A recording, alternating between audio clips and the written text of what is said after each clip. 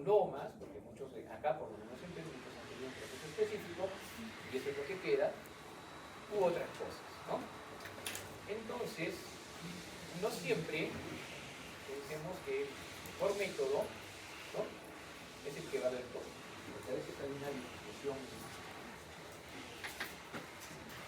Hablar del corazón, o sea, de las imágenes para el corazón, es bastante amplio en realidad. Involucra un montón de factores, digamos, que en realidad son factores que son evidentes, conducen al diagnóstico, pero probablemente nosotros como médicos, ¿no?, de mayor nivel de atención, o como internos, o como rotantes que dicen, bueno, este verano voy a ir, no nos ayudamos mucho. ¿Por qué? Porque probablemente vamos a carecer de la capacidad resolutiva, pero también de la capacidad integrativa. Y eso no es nada malo. Por eso existe también una especialidad que se llama cardiología, ¿no?, que acá son 3 años, que en otros lados son 4. Y que, obviamente, es para eso. Por ese motivo, o sea, si bien es cierto, yo les diría, por ejemplo, una ecografía, que el área radiólogo, una ecografía obstétrica, que el área radiólogo, o el que ha estudiado ecografía, está avalado por el MINSA totalmente, y avalado por la lógica. En vez del ginecólogo, existe un nicho de cosas que el ginecólogo podría dominar mejor, ¿no? Incluso los exámenes del primer trimestre, la ecografía del primer trimestre, esa que nos detecta, ¿no?, el hueso de la nariz, la presencia bucal, el sexo fetal y cómo están los vasos, esa ecografía hasta la puede hacer otra persona que no sea ginecólogo, pero una histerosonografía no, la va a tener que hacer el ginecólogo, porque es un procedimiento que involucra las cosas y que él está más capacitado porque lo ve, ¿no? Entonces, de todo lo que es ginecología obstétrica, de ginecografía, hay un pequeño porcentaje que el ginecólogo siempre va a tener que ver. En cambio es al revés. De todo lo que es ecografía cardíaca, puede haber un pequeño porcentaje que puedan ver otros, pero el cardiólogo es el que tiene que ver eso. ¿Por qué? En primer lugar, porque son cosas muy específicas. Podemos tener o saber a qué se está refiriendo, pero igual siguen siendo cosas específicas. Y en segundo lugar, porque toda ecografía es operador dependiente, ¿no? Entonces el cardiólogo, que está 3, 4 años viendo a cada rato y haciendo a cada rato ecocardiografías, es el que mejor las va a hacer. Y eso no lo podemos desligar, porque es así, en la práctica, quien mejor las va a hacer, ¿no? Si nosotros, ¿por qué? Porque el que opere el ecógrafo es el que quiere imágenes. Si nosotros podríamos trasladar esa adquisición de imágenes a otra responsabilidad, qué bueno sería, y de hecho se hace, ¿no? Porque si nosotros tomamos una resonancia o una tomografía, esa responsabilidad se traslada uno al aparato y al que lo maneja. Y no es difícil tener un protocolo para adquirir esas imágenes. Entonces, cosas como la tomografía, la resonancia, la ecocardiografía, que solo vamos a mencionar, tienen un buen nivel de detalle, buena sensibilidad, una especificidad para ciertas cosas, y tanto la reso como la tomo sí podrían interpretarse afuera, porque en realidad las imágenes pueden tomar mucho más fácil, pero ahí está el tema de qué es lo que es más disponible, ¿no? Entonces, por eso la ecocardiografía tiene todavía bastante campo y va a seguir teniendo, ¿no? No es que sea tan barata, pero es mucho más asequible que una resonancia que una tomografía. Entonces, ¿qué nos queda a nosotros como médicos de primer nivel de atención? Rayos X, ¿no? Intuir, ¿no?, en base a la clínica y avalado por las imágenes que veamos, el problema que está viendo en ese momento, ¿no? Y de acuerdo a eso, resolver si se puede resolver lo que podamos o derivar habiendo encontrado en cierta forma el problema. Los rayos X no son pues específicos y sensibles a ese nivel de las otras técnicas, pero sí nos ayudan. Para interpretarlos, eso sí, lo importante es recordar un poco la anatomía. Y si ustedes me dicen una sola cosa, yo le paso ese tema. ¿Dónde está la base del corazón? ¿Ah? No, voy a... El corazón es igual que como la próstata. Estamos parados y la próstata está de cierta forma, pero ¿cuál es la base? La que está pegada a la vejiga, ¿no? ¿Cuál es el ápice? El que está para abajo. Entonces, la base del corazón son las aurículas y la punta es un lápiz, ¿no? Eso no quita que en la posición anatómica efectivamente sí repose en el diafragma, ¿no? Pero esa cara no se llama la base, ¿no? Se llama la cara diafragmática. Existe otra carita, ¿no? Que es toda esta de acá, que es la cara externo-costal. Existe la cara posterior, que es la cara pulmonar, ¿no? Con un par de bordecitos. Esta cara diafragmática y la parte anterior están delimitadas, o bueno, tienen al ventrículo derecho, ¿ok? De esta zona, que se conoce como el surco interventricular anterior, para acá, esta pequeña partecita es el ventrículo izquierdo. Entonces el ventrículo izquierdo forma más parte de la cara pulmonar, está más para atrás. Las aurículas se miran, pero poco. Acá está la derecha y acá está la izquierda. La derecha se nota más que la izquierda, porque en realidad de la izquierda solo vemos una pequeña parte, que se llama la orejuela.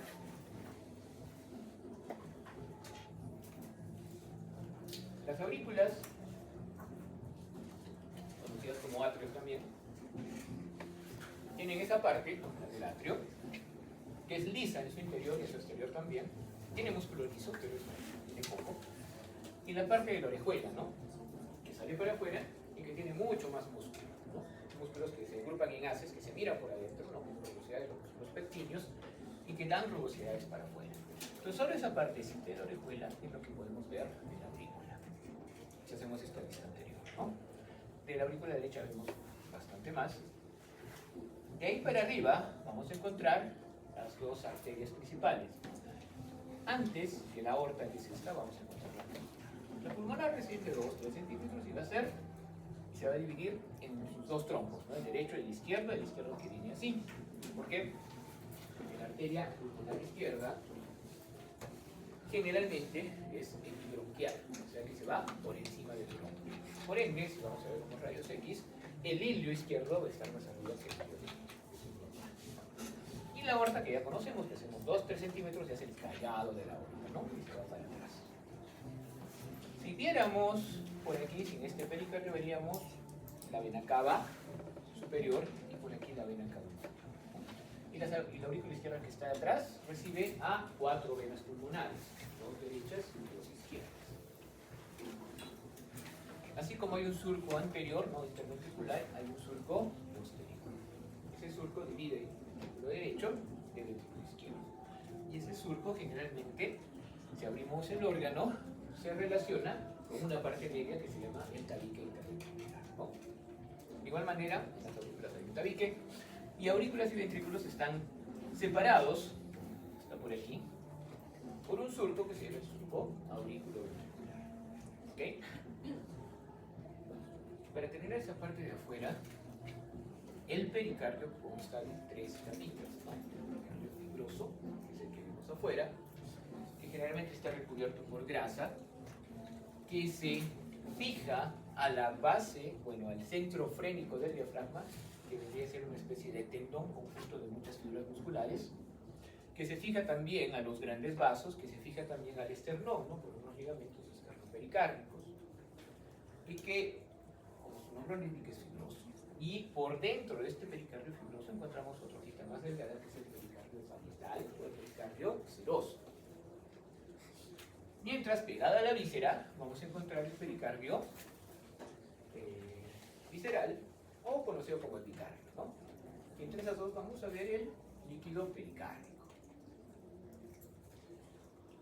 Si nosotros ahora vamos a ver un corte sagital, vamos a ver, como les dije, el ventrículo derecho, izquierdo y las dos aurículas. El tabique interauricular tiene una zona delgada que es conocida como la fosa oval. Cuando somos fetos, ya se forman la circulación pulmonar y circulación mayor y sistémica, si le queremos decir. Pero ¿cuál es el problema? Que no hay oxígeno. ¿Para qué nos sirve la circulación pulmonar? No va a oxigenar nada. Ese problema de que la circulación pulmonar no oxigena se resuelve haciendo cortocircuitos, ¿no? Entonces acá hay un cortocircuito y el otro cortocircuito está entre la arteria pulmonar y la arteria aorta, ¿no? Se conoce como el ductus arterioso. y actualmente sigue cerrado como el ligamento arterioso. Entonces ya cuando nacemos eso debería cerrarse, ¿no? Por eso esta zona es más delgadita, ¿no? Ahí está la fosa oval, el limbo de la fosa oval y todo el tabique. Esta zona es una zona fibrosa y de hecho tiene un esqueleto con unos anillos fibrosos para las válvulas. ¿Por qué es importante eso? En resumen, todo el músculo cardíaco actúa como un sincicio. Si se contrae una parte, se va a contraer todo, ¿no? A menos que esté malito. Ahora, el músculo también es autoexcitable, es decir, el momento que empieza no va a parar porque él solito se va a despolarizar, se va a repolarizar, se va a despolarizar, ¿no? Obviamente puede hacerlo más rápido, más lento al influjo de, por ejemplo, estímulos nerviosos o neurotransmisores, pero eso no quita que sea autónomo. Ahora, hay varias partes que son más o menos autónomas. La más autónoma y que puede dar más conducción o que gobierna es el nódulo auriculoventricular, ¿no? Está por aquí. La siguiente es el nódulo auriculoventricular. De ahí tenemos a los haces de His, bueno, al haz de His que está acá, y a las fibras del Purkinje, que están por aquí distribuidas, en ese orden. Pero si el músculo es como un silicio, si esto se activa, podría activarse por aquí también. Por eso toda esta parte es fibrosa. De modo que solo se va a transmitir el impulso hacia el nodo auriculoventricular y de ahí va a pasar a los ventrículos. ¿Ok? Entonces todo esto es fibroso. Por otro lado, la aurícula también tiene músculo, solo que es más débil, ¿no? Entonces la aurícula también se contrae. Por ende debe haber una, no sincronicidad, debe haber una temporización de que primero debe contraerse la aurícula y después debe contraerse el ventrículo, ¿no? Para eso también nos sirve que todo esto sea fibroso. Ahí están los anillos fibrosos también de las válvulas que están representadas acá, ¿no? La tricúspide y la mitral. Estas válvulas, en reposo, porque el corazón técnicamente está en diástole, están proyectándose hacia el medio, ¿no? ¿Por qué digo eso? Porque básicamente en diástole este hueco está abierto. Y justo en diástole es cuando viene la sangre. Entonces la sangre pasa nomás, ¿no? Simplemente pasa. Se conoce como el llenado pasivo. Y es 75% del llenado de cada ventrículo. Cuando se contrae la aurícula solo aporta 25%. Es por eso que en la fibrilación auricular todavía podemos tener una actividad relativamente funcional, o funcional si somos sedentarios, ¿no? El problema de la fibrilación auricular, que básicamente es que hay mucha conducción acá, mucha despolarización y no hay una contracción efectiva, no es tanto eso. El problema es que hay parte de sangre que se va a quedar en éxtasis. ¿Y qué le pasa a la sangre en éxtasis? Exacto, ese es el problema más que la fibrilación. Y cuando tenemos una sístole, se contrae el ventrículo y estas valvas, que son relativamente flexibles, se van a empujar para acá, ¿ya? Y la fuerza de la sangre podría empujarlas incluso hacia acá, de modo que hubiera una regularización. ¿Cómo se evita eso? Con estos músculos, ¿no?, papilares, estas columnas carnosas, que emiten unas cuerdas tendinosas para las valvas. Y estas columnas también se contraen. Básicamente lo que están haciendo es jalar las valvas para que eviten el prolapso, ¿sí? Para que eviten el abombamiento hacia la aurícula o que se abran francamente hacia la aurícula. Ese hecho ocurre, ¿ok? O sea, sí hay cierto grado de abombamiento del prolapso y eso se mira con técnicas definidas, obviamente, y se acepta un cierto grado de prolapso. Hasta ahí, lo otro que hay que ver es esto, ¿no? El tabique interventricular tiene dos partes, una parte muscular y una parte membranosa. La parte muscular es músculo y esta obviamente no. Por eso, ante crecimiento, sobre todo del ventrículo izquierdo, el tabique se va a engrosar, pero solo la parte muscular, la parte membranosa no. Cuando vemos las arterias, ya hablamos de las válvulas auriculoventriculares, las válvulas aórtica y pulmonar funcionan diferente. No son valvas, son válvulas celulares o nidos de golondrina, como quieran decir, ¿no? Son sacos. De modo que cuando se produce la contracción, sale la sangre para acá, y cuando regrese esta disposición en sacos, ¿qué va a hacer? Va a hacer que la sangre se contenga. para mejor cierre, en el centro de cada válvula semilunar existe un nodulito fibroso, ¿no? El nódulo de Morgari, en este caso, si no lo recuerdo, y el nódulo de Arancio para la arteria aórtica, que básicamente tiene el mismo mecanismo. Lo que vemos dentro, ¿no?, del ventrículo son músculos papilares, ¿no? Y también columnas carnosas o músculos papilares de primer orden, segundo y tercer orden. Si es que se acuerdan de eso, perfecto. Y acá en la arteria aorta, por encima, ¿no?, de las valvas vamos a encontrar dos huequitos, los ósteos. ¿Para qué? Para que salgan las arterias coronarias. Las arterias coronarias, derecha e izquierda, siguen un trayecto que involucra el folículo ventricular, involucra los márgenes, los bordes del corazón e involucra los surcos interventriculares. ¿No? Que ahorita vamos a hablar de eso. Muy bien, creo que hasta ahí estamos bien. Lo otro que necesitamos recordar es que ya vimos que el mediastino, en estas imágenes, muchas veces podemos evidenciar los contornos de estos órganos, ¿no? Empezar, por ejemplo, la cara superior, en esa zona superior, la aurícula derecha, y por encima de la aurícula, de esa zona me puedo definir ese anillo, el callado de la aorta que podemos ver ahí, la arteria pulmonar izquierda, ¿no? Acá está la derecha, acá está la izquierda, para que vean que el miembro izquierdo es más superior que el derecho. ¿Qué más? La aurícula izquierda, el ventrículo izquierdo, perdón, ¿no?, con la punta del corazón que está acá, y la aurícula izquierda debería estar aquí, pero no se nota, ¿ya? Simplemente se continúa el reborde del ventrículo izquierdo. Sí. ¿Cuál? Pareciera la cara superior. ¿Acá? Esta. Podría ser. Podría ser lácigos. Pero me refiero a la parte de adentro, ¿no? Pero sí, claro, lácigos podría verse ahí en ciertas circunstancias. Entonces, básicamente es lo que estamos viendo y toda la razón, porque si acá está el cabo superior, en este lugar tiene que quedar lácigos. Ahora, en la vista lateral, vamos a ver un contorno anterior y un contorno posterior. De abajo hacia arriba, en el contorno anterior, vamos a ver el ventrículo derecho. Y recuerden que esto es mediastino anterior, que solo es grasita, hay cierta separación. Vamos a ver el callado aórtico con la aorta, hasta ahí. Vamos a ver también el tronco pulmonar en esta zona. Y en la parte posterior vamos a ver más que todo el ventrículo derecho, que es esto.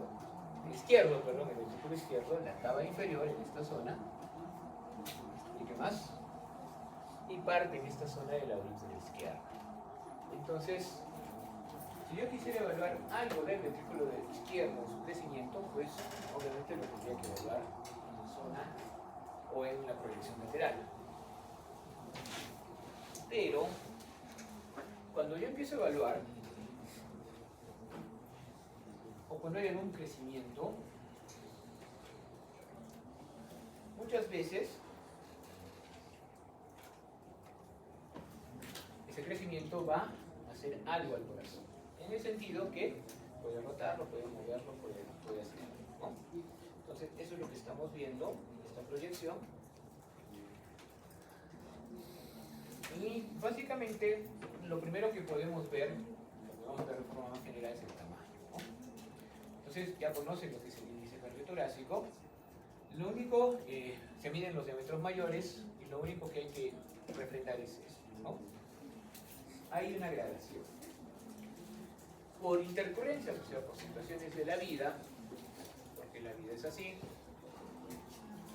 no lo he inventado yo, el diafragma puede estar un poquito más arriba, un poquito más abajo, incluso porque hoy día no comí, o porque he comido, pues, no sé, pues cebolla, ¿no?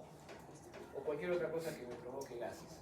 Y eso puede influir en la posición del corazón e influir un poco en el diámetro.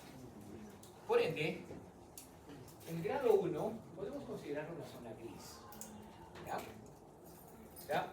Es como decir, pues, puede ser como puede que. Pero los demás grados, sobre todo del 3 al 4, claramente tienen que ver con una fractura. importante porque los signos sutiles nos definen, ¿no? Si yo tengo una glucosa de 205, ¿qué es? Gratis. Pero si es 118, previamente, esto es una zona gris, ¿no? Una zona gris. Es una, ¿no? Entonces, la zona gris aquí vendría a ser el grado 1, ¿no? Porque tendríamos que integrarlo bien con nuestros elementos de juicio químico. Pero cuando está grande, pues son grado 2, grado 3, grado 4, y eso ya no admite duda alguna, ¿no? Ahora, esto me permite ver si está grande el corazón o no. Entonces yo quiero más elementos de juicio, como por ejemplo, en qué tamaño tiene el ventrículo, ¿no? Qué tamaño tiene la pared, la radiografía numérica. Podemos echar de mano a una tomografía, una resonancia o una ecocardiografía. Las tres van a poder hacer el trabajo. ¿Ya? Ya les dije, o sea, no es que la ecografía tenga claras ventajas. ¿Por qué? Porque es muy operativo dependiente. En cambio acá, las imágenes van a salir si haces un protocolo adecuado, ¿no? ¿Y qué tiene que ver el protocolo adecuado? En primer lugar, estas tomografías pueden ser tanto anatómicas como funcionales. Es decir, puedo tomar imágenes en un tiempo, integrarlas y voy a ver movimiento, eso me sirve para hablar de los parámetros. Y cuando quiero que sean anatómicas, tienen que hacerse siempre en diástolo. Tengo que sumar imágenes en diástolo, porque las otras no me van a servir. Entonces, ¿cómo hacemos? Pues corazón no le dices corazón, quédate en diástolo. Corazón no obedece. Tampoco lo vas a separar, que también es algo que podríamos hacer. Entonces, primero vamos a poner unos electrodos y vamos a obtener un electrocardiograma. Ahí podemos tener una visión objetiva de la diástole, ¿no? Porque se va a relacionar con cierta actividad eléctrica. Le podemos enseñar a la máquina, esto se llama diástole. Y ahí le podemos decir dos cosas. La primera sería, máquina, toma la tomografía, no te preocupes. Y cuando tengamos toda una serie de imágenes que están en sístole y en diástole, le decimos, integra con el electrocardiograma que ha ocurrido durante la toma de imágenes y solo separa las imágenes que están en diástole. ¿Ya? Eso es una técnica retrospectiva. Pero también puede ser una técnica prospectiva. Es decir, máquina reconoce cuándo es la diástole y solo en la diástole toma imágenes.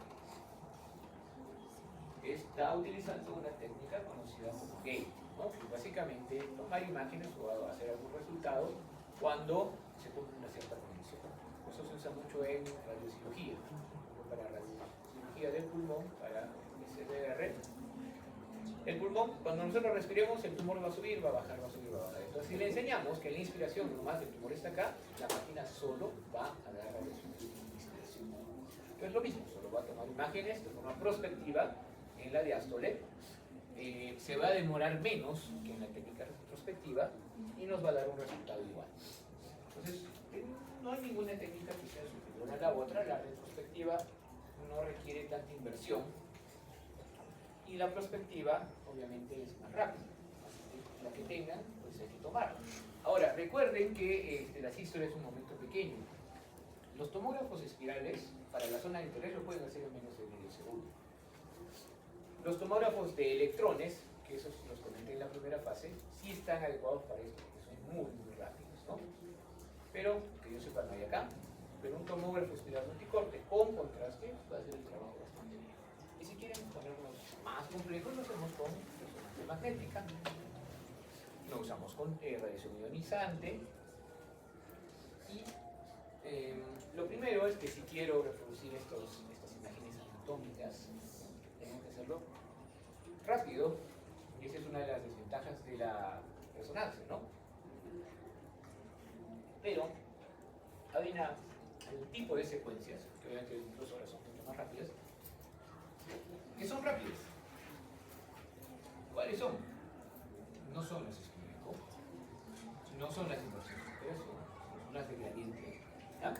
Entonces, para anatomía, usamos un derivado de gradiente eco, que va a ser rápido, nos va a dar las imágenes como quieran. Pero para lo demás, obviamente las resonancias deben ser muy funcionales. Deberíamos incluir una imagen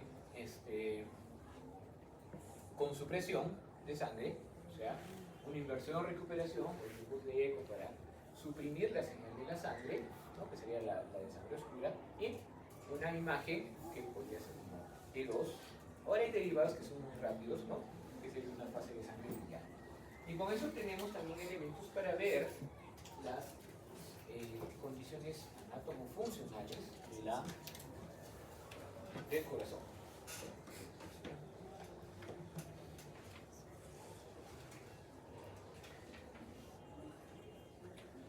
Ahora, sea cual sea,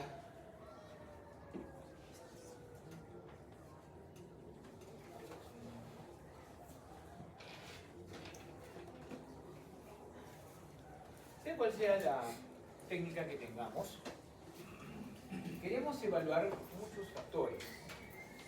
Y para eso es bueno tener estandarización de imágenes. Entonces, las imágenes que se suelen tomar de forma estándar derivan de 4 planos básicos. El primero de ellos es el patrón de eje largo vertical, ¿no? Esta es la representación de lo que estamos viendo. Básicamente vamos a ver un eje largo, un ventrículo y una aurícula. ¿Qué ventrículo es ese?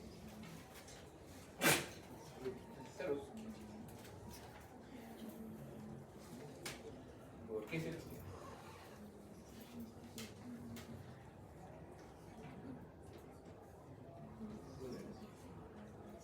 Esa es muy buena observación. Por lo que me entiendo.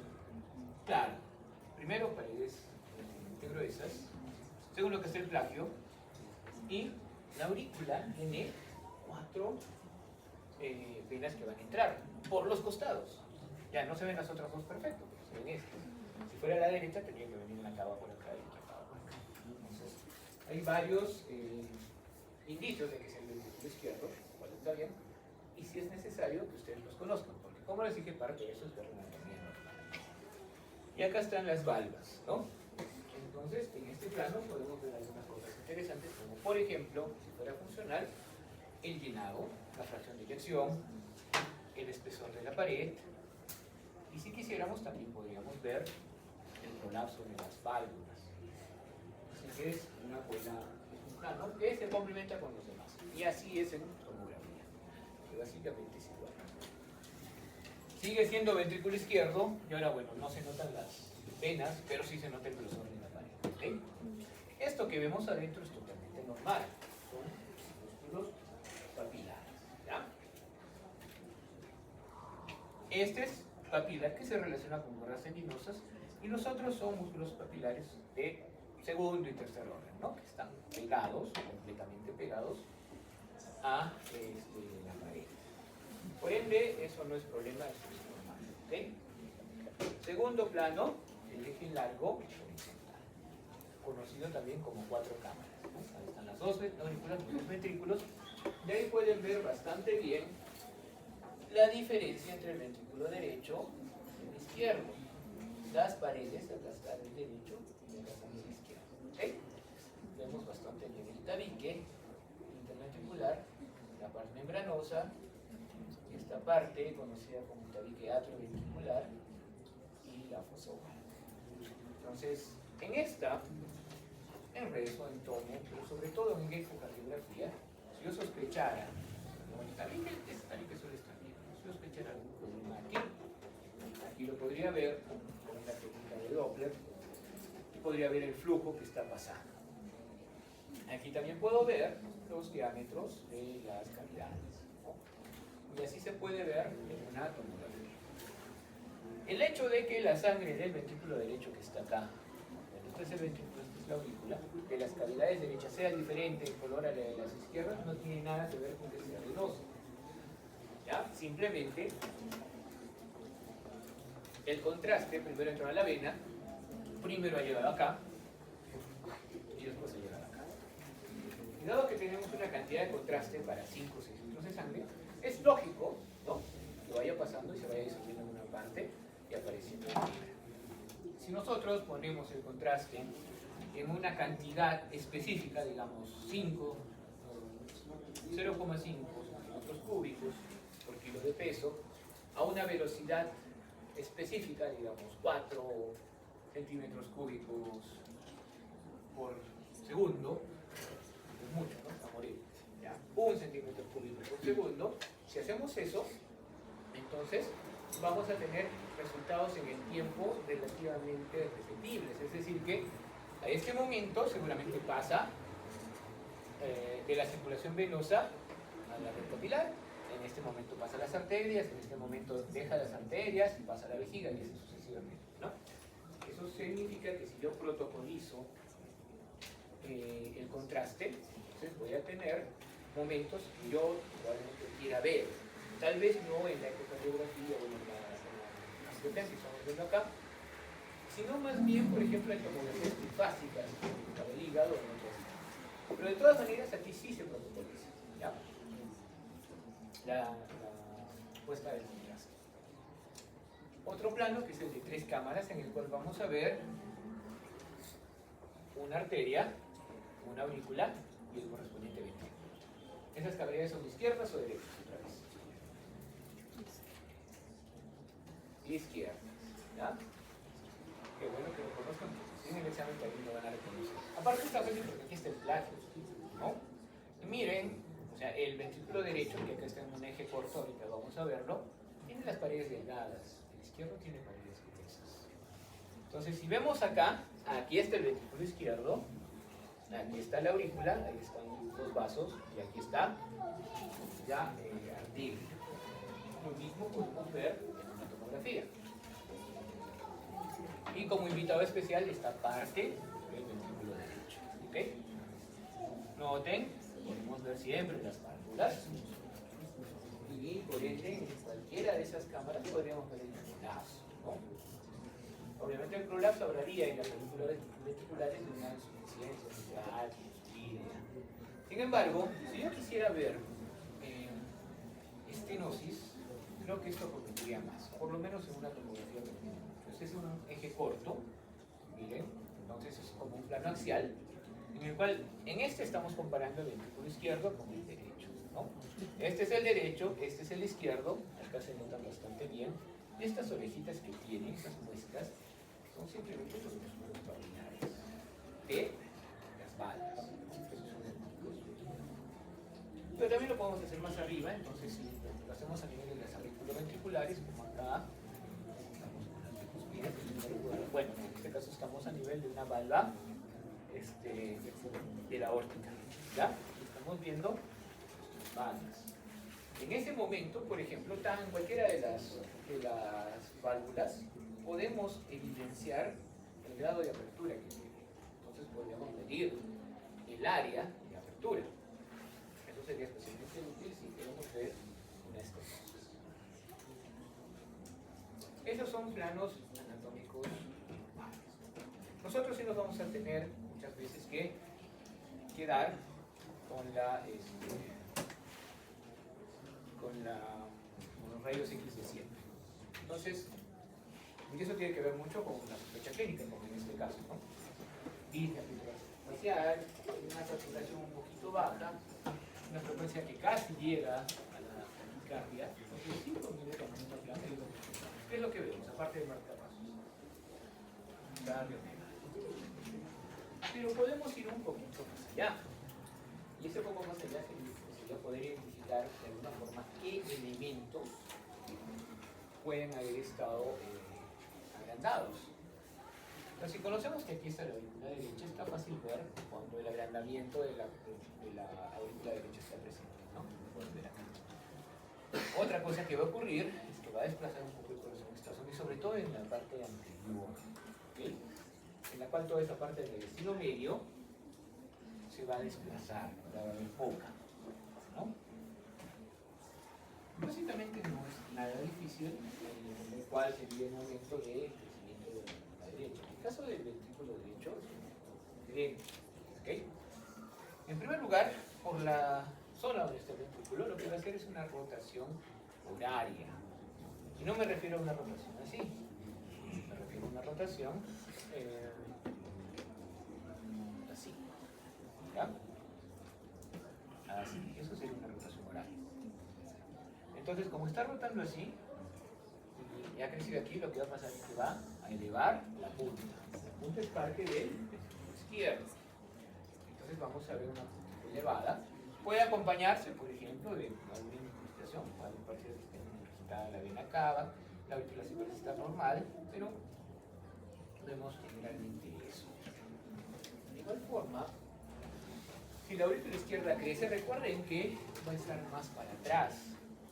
Entonces la veríamos acá, pero acá lo que vamos a ver es una tercera prominencia, así se llama. La primera prominencia es el tumor, la segunda es el helio. Y recuerden que en la radiografía normal esto se va a hacer. Entonces acá ya hay una prominencia, aunque leve, con una densidad doble. Eso es signo de crecimiento de la aurícula. Lo mismo estamos viendo ahí. Pongo esto, ¿no? Obviamente tiene que ver con una fatiga leve, obviamente tiene que haber algún grado de insuficiencia ahí, pero para poder trabajar con una interpretación esencial, muy probablemente encontremos crecimiento del ventrículo izquierdo. ¿Cómo vemos eso? Dos cosas importantes. La primera es que desaparece la punta. La punta se suele dar, ¿no? Miren, en el crecimiento del ventrículo derecho a veces acá se hace más inferior. Por ende se esconde, digamos, entre las densidades del abdomen, no se suele dar. ¿Ok? Eso está bien, está bien. Una, dos, aquí sí hay un poco de tercera prominencia, podría haber también crecimiento de la aurícula. Y en esta parte posterior, lo que vamos a ver es lo siguiente. Fin del crecimiento de la aurícula. Este es el ventrículo izquierdo. Entonces vemos que esta zona, acá está la aorta, esta zona disminuye el tamaño, ¿no? Debería tener al menos 2 centímetros, disminuye el tamaño, aparte de la doble densidad. Y eso significa que el ventrículo izquierdo crece.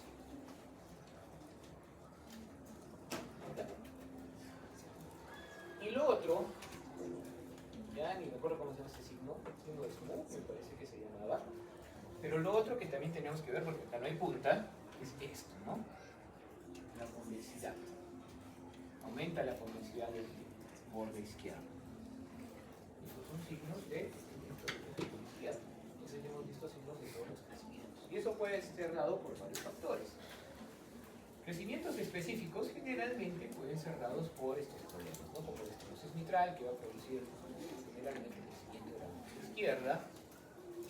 Y si ese crecimiento de la aurícula izquierda sobre una estenosis, bueno, por algún otro problema vamos a tomografía, resonancia y en un eje corto, como les dije, podemos ver el área del anillo fibroso, ver el área de apertura de la válvula para ver si efectivamente hay estenosis, ¿no? Lo mismo en la resonancia, tanto en las 4 cámaras como en el eje corto. En caso de la insuficiencia mitral, va a haber crecimiento de la aurícula, pero con el tiempo también va a haber un crecimiento del ventrículo, ¿no? Y por retro va a tener senos congestivos, cambios de tipo congestivo en la circulación pulmonar, eso incluiría la necesidad de Kerley, etc. ¿No? Ahora, en la tomografía, cuando nosotros vamos a ver las valvas, como les decía, en las 4 cámaras, las valvas se van a subir hacia el auricular. Eso es normal hasta 2 milímetros. Y sí, se puede medir. Si suben más, hay que considerar que hay insuficiencia. O que las valvas, que suelen ser flexibles, que deben ser flexibles, estén engrosadas. O que haya cambios en la circulación y sobre todo que hayan estos jigs, que son más fáciles de ver en ecocardiografía y en Doppler. Entonces, como ustedes ya saben, el Doppler, si el líquido se va a un lado, digamos se aleja del transductor, entonces se va a volver solito, ¿no? Sería lo lógico, no tiene nada que ver con esa vena, cuando tenemos, digamos, 4 cámaras y estamos viendo la aurícula y el ventrículo, ¿no? Vale. Pero si en el momento de la sístole, para la aurícula vemos un color rojo por ahí, significa que está habiendo regurgitación, ¿no? Entonces eso ya es claro, hay una insuficiencia. Puede haber crecimientos globales, y eso generalmente está relacionado con enfermedades que afectan todo el miocardio, ¿no? O sea, miocardiopatías, que pueden ser de varios tipos. Por ejemplo, aquí no se evidencia crecimiento de las paredes, porque muy por el contrario, estas son las cuatro cámaras, están adelgazadas, sobre todo la auricular, igual acá, y lo otro que podemos ver es que hay aumento del diámetro de las cavidades, a simple vista, ¿no? Entonces eso es propio de una cardiopatía dilatada, ¿no? Como por ejemplo en el Chagas. Muy diferente es que haya crecimiento o no haya crecimiento, pero encontremos esto, que ya saben qué es esto. Es el tabique interventricular, ¿no? Acá está la parte membranosa, y en esta tremenda parte muscular. Y la pared del ventrículo izquierdo está hasta acá. Como hay músculos papilares y demás, entonces no está bien definida, pero sí ha aumentado. Entonces eso es una miocardiopatía hipertrófica, y que también es un problema, porque obviamente ha reaccionado, digamos, por la hipertensión arterial para aumentar la presión, para vencer la presión sostenida, ¿no?, de los vasos, pero da otros problemas. Primero cambia la arquitectura y puede traer otros problemas asociados después, ¿no?, insuficiencia sobre todo. Y lo otro es que disminuye la capacidad de llenado del ventrículo, tanto porque le quita espacio como que le quita contractilidad. Entonces al final eso obviamente va a traer muchas más consecuencias. ¿Por qué? Porque el espacio y la capacidad de contracción son importantes. La capacidad de contracción no solo puede verse afectada por líquido o por el crecimiento del músculo. Si yo insertara, si una enfermedad insertara en el intersticio de la pared algún depósito de sustancias tipo amiloide, ¿no?, o tipo las cadenas, ¿no?, de mieloma múltiple, vamos a tener un corazón que probablemente tenga un tamaño normal. Tal vez podamos ver, ¿no?, cierta diferencia de densidad en sus paredes, que son solo un poquito gruesas, pero sí tienen cierta diferencia de densidad, pero sobre todo que la evaluación funcional, que incluiría, por ejemplo, la cantidad de llenado, la fracción de eyección, que es un parámetro que siempre se mide, que es la cantidad de sangre que ha salido del ventrículo después de la sístole, lo cual nunca es 100%, por si acaso, nunca se queda vacío el ventrículo. Entonces, si tenemos todos estos parámetros, la fracción de llenado, no estamos hablando de una cardiopatía restrictiva.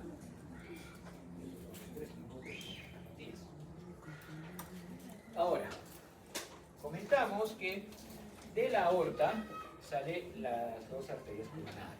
La derecha va a pasar por el surco auriculoventricular, va a emitir algunas ramas, por ejemplo para la aurícula, algunas para el miocardio circundante, va a emitir una rama que siempre dice que es una marginal, el borde derecho, va a continuar por el surco y va a terminar en otro surco que es el interventricular posterior.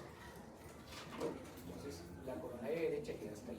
Y la izquierda, estamos viendo acá, apenas sale, generalmente va a dar la descendente anterior, que es la interventricular anterior. Es bastante constante una ramita para la punta, la arteria del ápex, y luego se va a continuar como circunfleja. Va a dar la vuelta por el surco auriculoventricular, dando ramas para el miocardio, una rama marginal también en esa zona, sin perjuicio de otras zonas, porque muchas veces hay arterias para las aurículas y demás. Todo eso lo podemos mapear, como pueden ver, simplemente con contraste en las fases adecuadas. Entonces vemos los vasos y podemos, por la diferencia de densidades, si es que está protocolizado el estudio, ver algunas otras cosas. Por ejemplo, estamos viendo calcificaciones, ¿no? Pueden ser simples o referirse a unas placas angiomatosas. Y de ese modo podemos encontrar problemas potenciales o efectivos, porque muchas veces estas placas no hacen nada, ¿no? Y cuando lo hacen pueden hacer una obstrucción o pueden hacer una estenosis, o también podrían hacer una estenosis de vez en cuando. Depende de cómo sean las placas. Una placa estable nos va a dar una angina estable, ¿no? sé que cuando se repiten las condiciones de exigencia viene el dolor. Y una que no es estable, que puede estar rota, por ejemplo, de la placa, porque obviamente la placa no es una estructura bien construida, nos puede dar una angina inestable. No solo las placas dan angina inestable, obvio, ¿no? Hay otras enfermedades funcionales, que por acá no viene mucho. Y nos permite diagnosticar, pero nada más. Y ahí hay otra cosa que podríamos considerar un método de imagen, pero que es totalmente patrimonio del cardiólogo, pero no de cualquiera, sino del cardiólogo hemodinamista, que es la fluoroscopía, ¿no? La angiografía cardíaca, en la cual lo que vamos a hacer es, lo que van a hacer, mejor, a través de la femoral finalmente traer un catéter que va a pasar hasta la arteria aorta, van a inyectar contraste, van a mapear. ¿Y qué nos permite eso? Nos permite también un tratamiento, es decir, en la angiografía, dado que hemos cateterizado hasta la zona del corazón, si tenemos elementos para tratamiento, como por ejemplo para colocar un stent, se puede hacer, ¿no? Pues obviamente no lo puede hacer la tomografía. Eso es lo interesante de esa técnica, pero como les digo, eso lo hace el cardiólogo. Lo puede hacer un radiólogo intervencionista también, pero quien más lo puede hacer mejor es un cardiólogo hemodinamista, ¿no? Muy bien, vean esto, y acá hay una cosa interesante acá. Y la cosa es la siguiente. Bueno, el dolor torácico reciente. Miren la presión. Y miren la frecuencia cardíaca, ¿no? Es que ya con hipotensión no esperaría el ligero aumento. Si tiene hipotensión hay que compensar. Ahora, esto no es lo común. En estos cuadros, lo común es que la presión sea, la frecuencia cardíaca sea 50 o menos, ¿no? Sea bradicardia, ¿no? Viendo la actividad de Push. ¿Por qué? Estamos viendo que el corazón ha crecido, bueno, hay una densidad, ¿no? Total, eso se llama el signo de la garrafa, y se puede explicar a expensas de líquido delicado. Ahora, la densidad no me dice que es líquido, pero si tomo una ecografía, eso va a salir por cuenta propia. Lo interesante de la ecografía, y eso sí nos puede ayudar a nosotros, es con una persinadita y haciéndolo bien, vamos a poder poner una agujita y retirar líquidos. Pero por favor no pongan jeringas de 5 ni de turetulina, ¿no? Tiene que haber una jeringa de 60 o de 100 para retirar una buena cantidad. Porque recuerden que esto no aparece como membrana. 200 a más centímetros cúbicos, ¿no? Milicomplicáricos van a necesitar para que pueda aparecer la monocita. Y esos son muchos factores, uno de los cuales es que detrás del corazón existen recesos, existen zonas por las cuales, por ejemplo, si yo ahora puedo meter el dedo con zonas, entre comillas, vacías, ¿no? Los senos oblicuos, el seno de Heller, el seno transverso, y obviamente ahí se puede coleccionar el líquido. En primer lugar, no hace mucho problema, hasta que ya hay bastante, y en segundo, pues no se va a ver, ¿por qué? La suma de densidades, ¿no? Una paciente de 80 años tiene dolor torácico, falta de aliento, tiene taquicardia, lo que sí está raro, bueno, y la saturación no es rara para una persona de 80 años. La placa obviamente sí es rara. Aparte de mal tomada, por eso sí les ayuda. Miren dónde está una clavícula, miren dónde está la otra. Pero de todas maneras eso no tendría por qué hacer que la tráquea, que por ende el mediastino, esté tan rechazada, miren, ¿no? No tendría por qué hacer, obviamente esto es por diferencia de densidad, puede que sea volteado, pero sí pareciera haber un crecimiento de las cavidades, pero tampoco explica esto, ¿ok? Obviamente cuando vemos esto tenemos que referirnos al callado aórtico. Entonces este callado está bastante engrosado, ocupa bastante, desplaza, y encima lo podemos ver como doble densidad acá, ¿no? Cuando debería tener solo este tren. Entonces, ¿qué ha pasado? Aneurisma, ¿no?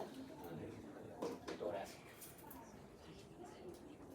Y si hay dolor, pues básicamente debe haber sido una disección, ¿no? Porque si hubiera sido una ruptura ya no tenemos paciente. ¿Ok? Entonces, como ven, ¿no? Aumenta la curvatura del callado, estamos viendo una doble densidad, y muchas veces el mediastino se rechaza. Eso de rechazo del mediastino, chicos, Entonces es importante. ¿Por qué? Porque es un signo que nos avisa de muchas enfermedades, ¿no? Es inespecífico, pero no es normal.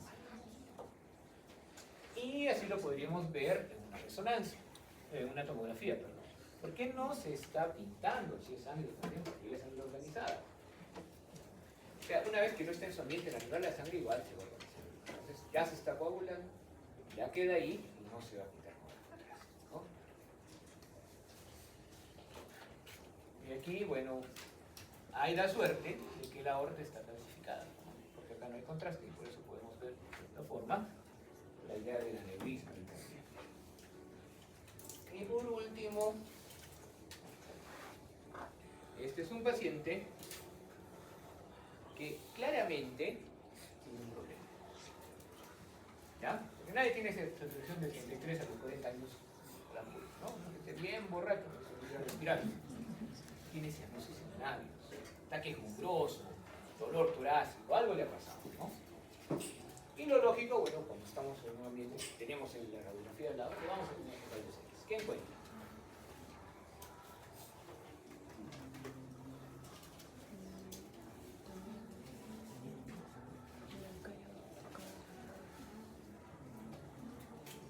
¿Asas? ¿Asas? No. Bueno, yo veo las asas y acá, el nivel gástrico, y ahí quedó, ¿ah?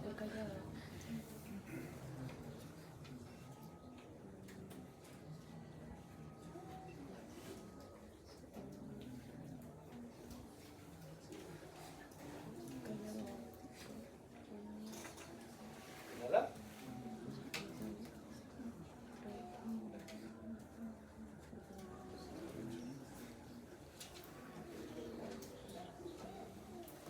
Nada. No lo estoy preguntando. Nada. No se ve nada. Todo está bien aquí. ¿Sí? Todo está bien, pero el paciente no está bien. Eso es una disociación.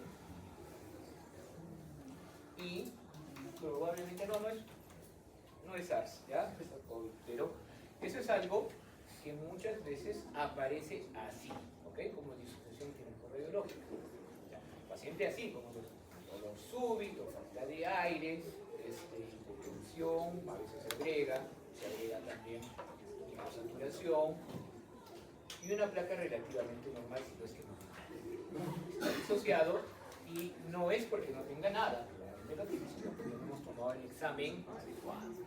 Entonces, y eso es importante, y si lo sé es porque nos suele pasar mucho, o sea, en oncología sí pasa. Entonces, ya sabemos que una de las cosas que hay que hacer ante esa ocurrencia, aparte de la placa, que a veces no tiene nada, es tomar el primero de evaluarlo, pero si la sospecha es muy grande, entonces, aparte del número de ya empezamos a gestionar un angiotem, tenemos esto, ¿no? Tremendo trombo en la pulmonar derecha. Entonces, eso es un trombo en el mismo pulmonar. Les dije que la camografía de perfusión, ventilación es actualmente la que tiene mejor sensibilidad, especificidad, es el gold estándar, y sí, pero ¿dónde hay acá una cámara espectro? Solo en eso.